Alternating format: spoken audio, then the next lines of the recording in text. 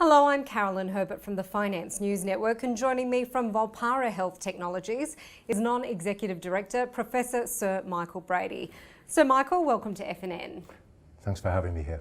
So Michael, you're an expert in imaging and analytics. How do the two complement each other? And can you tell us about the latest software when it comes to breast imaging? Sure, so images play an extremely important role in human perception of the world, and in particular for clinicians. But they always rely upon the judgment, the experience of the clinician in this particular case. For analytics, we need numbers. We need numbers that represent change. We need, over time, we need numbers that tell us whether or not, how much density there is in a woman's breast and what the risk is of that woman developing breast cancer over time. Now, you might say that clinicians, because of their experience, could actually figure out, get the numbers, get the numerical information from them. But all the evidence is that actually, although they have exquisite skill, they're extremely poor at deriving numerical information. So we provide decision support to clinicians in the form of numbers computed from images. So more specifically, what has this done for medicine? So initial attempts to do image analysis in medicine started out by trying to image anatomy. And then we moved on to imaging physiology, and in particular aberrant physiology, which is what corresponds to illness.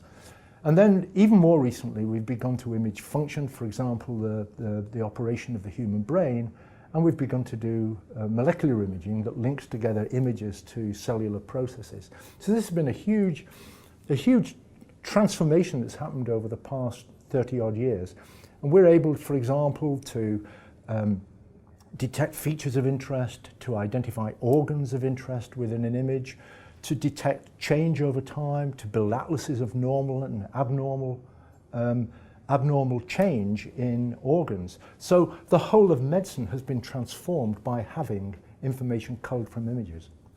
So closer to home, how is Volpara harnessing the power of computing and image analysis? So one of the first things that Ralph Hinem, who's the CEO of the company, and I did in Oxford way back around 25 years ago, was we showed for the very first time that you could take mammograms and you could compute very precise numerical information. In particular, we could figure out at every single point in the image how much fat and how much non-fat tissue, or dense tissue to give it the modern parlance. That turns out to be very closely related to a risk of a woman developing breast cancer over a 5-year period. It also enables you to stratify those women for whom mammography is absolutely the appropriate imaging method to determine whether or not they've got cancer, or whether they should have adjunctive imaging such as ultrasound or MRI. And we've moved on beyond that now towards developing the enterprise system in which we are supporting the whole of a breast imaging centre, both the radiographers, the physicists, the referring physicians, the radiologists, and indeed the people who are trying to manage a system that might have hundreds of thousands of women go through per annum. And with all data being collected, does the system learn from itself? So fundamentally, machine learning has had a huge renaissance over the last 5 years. About 5 years ago, if you wanted to try to build algorithms that improve their performance over time, you had to be something of a mathematical hero. But now there are freeware software systems around, and the key now is having large, well-curated databases. So for example, our Volpara's enterprise system will probably generate images from around 500,000 women just this year alone.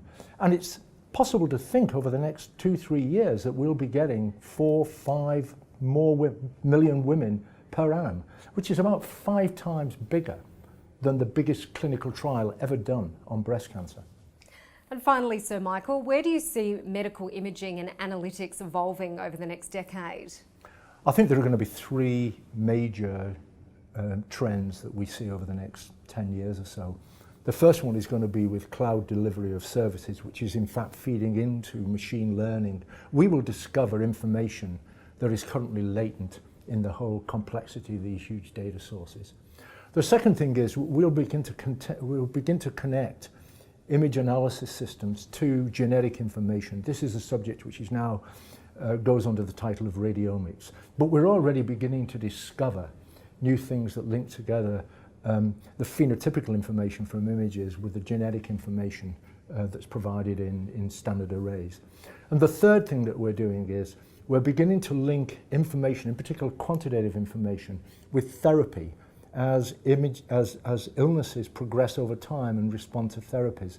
So you can do dose boosting, or you can determine to switch therapies and so forth.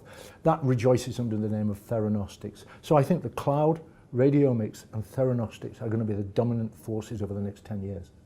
Sir Michael, thank you for your insights. It's been a pleasure to be here.